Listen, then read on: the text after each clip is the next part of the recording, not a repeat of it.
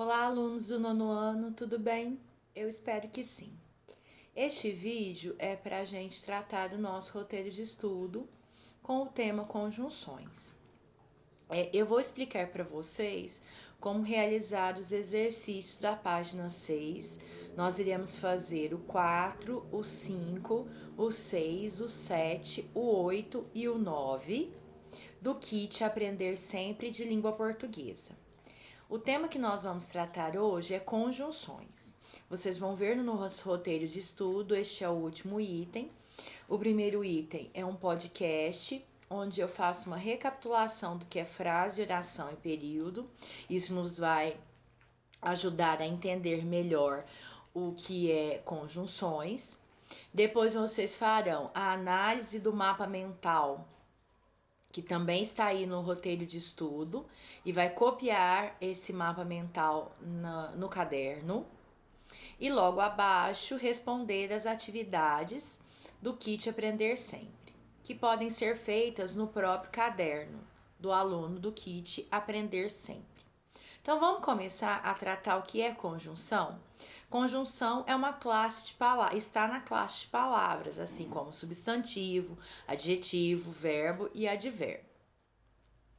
Morfologicamente, dizendo, na classe de palavras, a formação, quando eu falo morfológica, eu falo da formação da palavra, ela é uma palavra invariável, quer dizer que ela não muda em grau, número, nem pessoa. Então, eu não tenho plural, não tenho aumentativo nem diminutivo, e nem vai ter uma relação com o sujeito, como o verbo, por exemplo. No verbo eu estou, por exemplo, ele estava. Tá vendo que a palavra mudou? Já a conjunção, ela vai ser sempre do mesmo jeitinho em qualquer frase que eu a colocar. Então, por exemplo, a conjunção aditiva mas. Qualquer frase que eu vou usar vai ser sempre mas. Eu não vou ter plural dele, nem aumentativo, nem mudança de acordo com o sujeito, que é a pessoa. Isso é a sua perspectiva, a sua definição quando se trata de morfologia, que é a formação da palavra. Agora, quando a gente trata da parte semântica e sintática. Quando a gente fala da semântica, nós estamos falando de sentido. Qual é o sentido que ela propõe? Então, o papel da conjunção numa oração, numa frase, é fazer o quê? É relacionar a palavra. Então, ela vai ter esse papel de relacionar. Essa é a função dela dentro de uma frase. Então, eu tenho duas situações e preciso ligar essas situações. Então, pensem que uma conjunção, na maneira como ela está colocada dentro da frase para obter sentido, ela é um conectivo. Então, vocês podem relacionar, por exemplo, como cano. Eu quero colocar um encanamento em uma casa, só que eu tenho uma curva. O que eu venho com essa curva para juntar os dois canos? Eu venho com o cotovelo e faço a ligação. É a mesma coisa a conjunção. Eu tenho duas situações que precisam ser conectadas, que precisam ser ligadas. E a conjunção é esse cotovelo. E aí ela faz o quê? Ela propõe uma coesão para a comunicação e também coerência. O que quando a gente fala de coerência significa? Coerência é ter uma comunicação que faz sentido. Então imaginem, um amigo de vocês escreveu um textão lá no WhatsApp, uma mensagem super grande, só que vocês não entenderam nada. E aí vocês falam assim, eu não entendi nada, não fez sentido isso que você escreveu. Porque não existiu na comunicação coerência. Então, coerência é fazer sentido.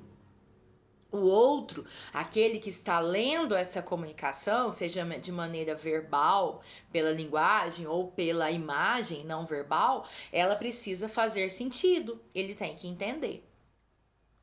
Então, o conectivo, a conjunção, também tem esse papel de coerência, de ajudar que as partes da comunicação se relacionem e façam sentido.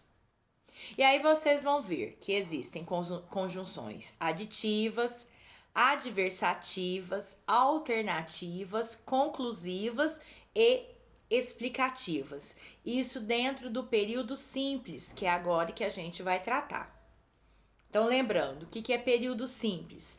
Período simples é quando eu tenho dentro desse contexto de comunicação, apenas uma oração. Então, vamos lá, as 5 conjunções. As aditivas, o próprio nome já está nos ajudando a entender o que é. Aditiva vem da palavra adição, que significa somar. Então, são duas situações que, unidas pelo conectivo, vão ser somadas. Exemplo, conjunção e. Fui à escola e fiz todas as tarefas. Já a adversativa, o próprio nome também já nos ajuda. Vai tratar de adversidade, que são coisas contrárias, coisas opostas. O melhor exemplo de conjunção adversativa é o mas. Fui à escola, mas não realizei as atividades. Tá vendo que segue um caminho contrário de sentido da aditiva? Então, agora eu já não estou mais somando, eu estou opondo. Já as conclusões alternativas, eu mostro situações que pode ser uma ou outra. Um exemplo de conjunção alternativa é o ou, ora, ora. Aí eu posso dizer assim: ou eu vou à escola ou eu vou ao clube. Eu não consigo no mesmo momento, no mesmo horário, no mesmo contexto, ir aos dois lugares ao mesmo tempo. Então, ou eu faço a lição, copio no caderno, ou ouço a explicação da professora. Então, eu não vou fazer as duas coisas ao mesmo tempo. Então, são situações comunicativas que precisam aí de uma decisão. Essas são as alternativas. Já as explicativas, o próprio nome já está dizendo. Eu estou dando o quê? Uma justificativa, uma explicação quando eu ligo essas duas situações. Não fui à escola porque estava doente. Então, a minha explicação de não ter ido à escola é a minha doença. Já a conclusiva é para fechar uma situação. Estou concluindo, estou colocando o ponto final. Então, posso dizer assim: não vou à escola. Sendo assim, ficarei com falta. Então, ponto final. Então, eu estou já terminando com a situação. Agora, nós vamos às atividades. Eu vou explicar uma a uma para vocês como vocês vão fazer as atividades do kit aprender sempre, que começa na página 6. Lembra que no roteiro anterior nós fizemos até a atividade 3. Então, agora nós vamos começar a partir da 4, que já vai logo de cara colocando as conjunções aí para vocês fazerem. Então, peguem aí o caderno do aluno para acompanhar comigo. Na atividade 4, vocês têm um quadro com 3 colunas e a coluna do meio vocês vão colocar as ligações, que são as conjunções. Vocês vão ver que o próprio contexto da frase vai ajudar vocês a distinguir qual conjunção que é para colocar lá. Então, eu tenho uma situação na esquerda, tenho uma situação na direita, mas eu vou ligá-las com a conjunção. Então, vocês vão completar a coluna do meio com as conjunções. Já na atividade 5 e 6, vocês vão ter 2 frases isoladas. Então, vai ter uma oração no começo, uma oração no final. E para que elas juntas façam sentido, vocês vão achar a alternativa das 4 que tem, qual é a conjunção que faz mais sentido para ligar essas 2 frases que estão isoladas. Exercício 5, exercício 6. São testes, então vocês vão assinalar a conjunção que liga, que faz sentido. Então, vocês têm que pensar no quê? No que faz sentido. O que vai tornar essa comunicação coerente, que o outro, né, o receptor dessa mensagem, vai conseguir entender. Já na atividade 7, é uma atividade do Enem, foi tirada do Enem, é uma atividade adaptada, e vocês vão analisar juntos a linguagem verbal e a linguagem não verbal desses anúncios publicitários aí, e quais foram os recursos, as estratégias persuasivas. Então, nós já tratamos de anúncio publicitário. Então, nós sabemos que duas coisas importantes para realizar esse exercício. E aí a gente já viu em roteiros anteriores. Primeiro, que uma das características do anúncio publicitário é fazer uso da linguagem verbal, palavras, linguagem não verbal, imagens. E juntas eu preciso ter o quê? A persuasão, que é a função social de um anúncio publicitário. O que é persuadir? Eu vou convencer o leitor, o público-alvo desse anúncio publicitário, a comprar a ideia ou comprar o produto. Então, vocês vão ver aqui que a ideia é em relação à questão do uso do cigarro. Então, a linguagem verbal e não verbal aqui juntas, elas representam esse sentido comunicativo que é convencer, é uma estratégia do autor do anúncio publicitário para convencer o leitor daquilo que ele precisa comprar a ideia, de que cuidado com o uso do cigarro, porque ele traz más consequências. Então, na 7, vocês vão fazer só análise dos textos, não vão responder nada. Então, vão analisar qual é a ligação da imagem, da linguagem não verbal, com a linguagem verbal. E aí, na 8, vocês vão colocar, na 7, além de analisar, vamos refazer? Na 7, além de analisar, vocês vão assinalar a alternativa que mostra qual é a partir do recurso persuasivo, o que o autor do anúncio publicitário quer apresentar.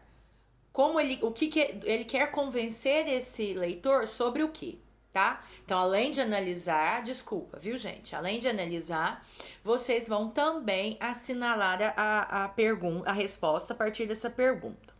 O que o autor do anúncio publicitário quer convencer o leitor? Sobre o que ele quer convencer o leitor?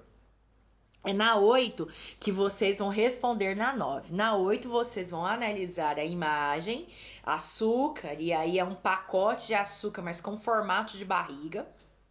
Entendeu? É uma propaganda de um adoçante. E aí o slogan tá assim: mude sua embalagem. Então, o que quer tratar? Se eu uso açúcar,